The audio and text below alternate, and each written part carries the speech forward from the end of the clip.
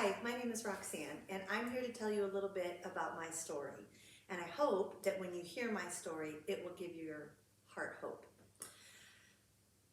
My story is one of addiction, and I want to talk a little bit about addiction and my journey with it, and preface it by saying that addiction is basically anything that you turn to for comfort or relief or to get your mind off or away from something.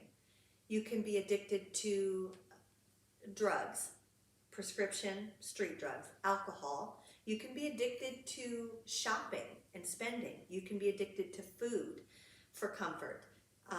You can be codependent in relationships. So in a sense, you can become addicted to your need for something from people.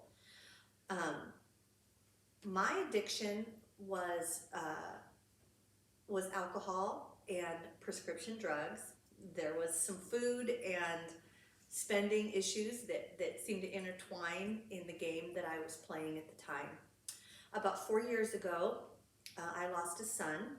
His name was Joe, and it devastated me. Of course it would. Of course it would devastate any mother. But in my pain, all I wanted to do was shut the pain off.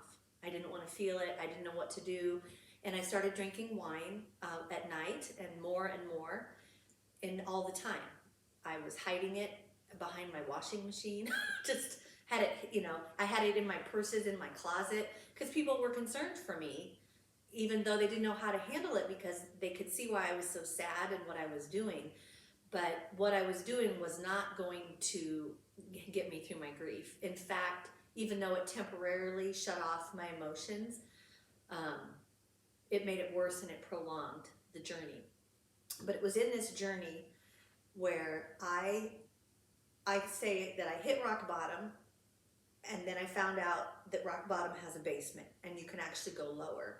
Rock bottom is when you find out that your son has died, and the grief is so overwhelming that you don't even know how to get out of bed. You forget how to brush your teeth. You're just a mess in grief, and it is a messy, messy storm.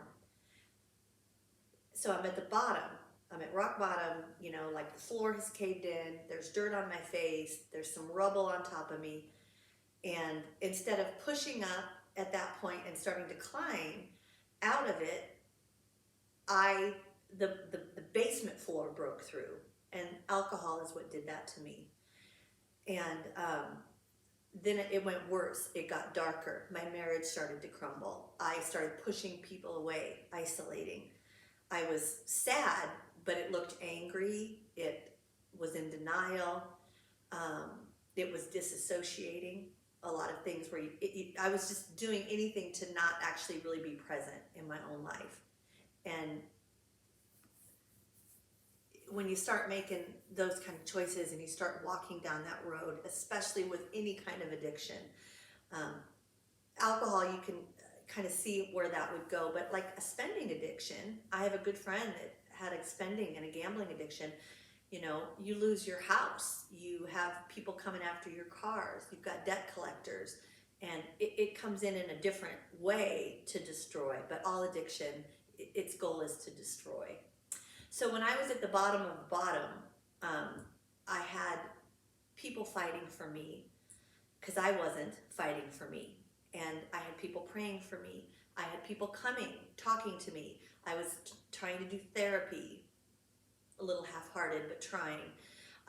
There was a lot of things that were going on, and I was getting worse and drinking more. That is the nature of addiction. I always want to say it doesn't play fair. It's not like you'd be a little bit addicted. Addiction is going, whether it's spending, eating, drinking, prescription drugs, relationships. Addiction is out to destroy you. That's the only goal, is to win and for you to completely lose. So either you end up taking your life or overdosing or running your car into a tree or in jail because of behaviors. It's going one direction and it's not the direction I promise you that you want to go. So when I was at the bottom of the bottom, and people were fighting for me, and my husband was sticking with me and trying to help me, and I was just telling everybody to leave. Something happened where Jesus actually came after me, and I was very mad at God for taking my child. And even though that's not really what happened in my mind, even he abandoned me. Like, everyone had left, and I couldn't, and all my faith was crashed, and my marriage was crashing, my family was all hurting, his mom was a mess, and they lost a brother. But there's a story in the Bible about a shepherd who had 100 sheep, and it says that one got lost, one of 100. And so you've got all these sheep to watch, maybe you just let that one go. But if you think about parenting, you wouldn't do that. If you're at a water park and you've got 5 kids and you can't find one, you will stop everything to find the one that was lost. And that's what this parable is about, how Jesus left the 99 and came after the one. And I felt like that's what he did for me. He left and he found me at the bottom of the bottom, and I didn't want to crawl out of the hole.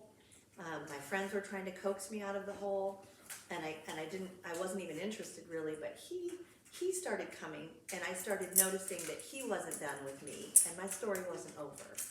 And I was actually, it took years, my story from the death of my child to where I'm at now, which I've been sober for 2 years, and my heart is back, my mind is back, my life is back on track.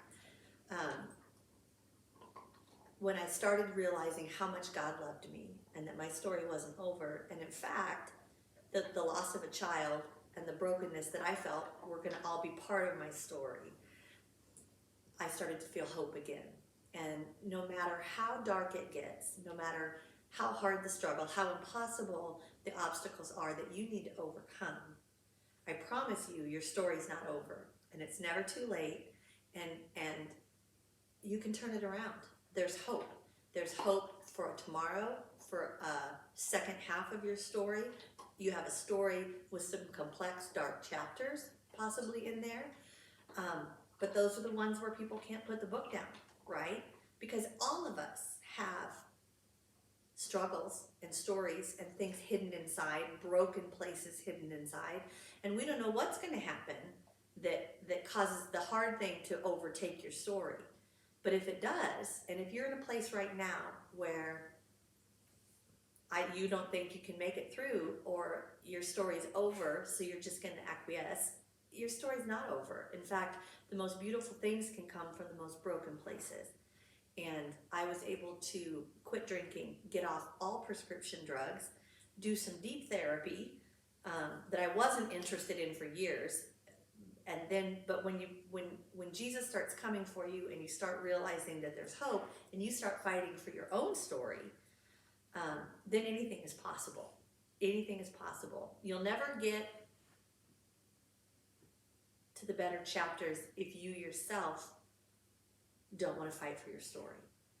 But if you'll fight for your story, if you'll just get up, I tell people, take a shower, brush your teeth, get dressed, get started, try. If you fall, try again. If you fall, try again. Then your story will start to change, and there'll be redemption at the end, because there's always hope. He will leave the 99. He came for me, and he will come for you.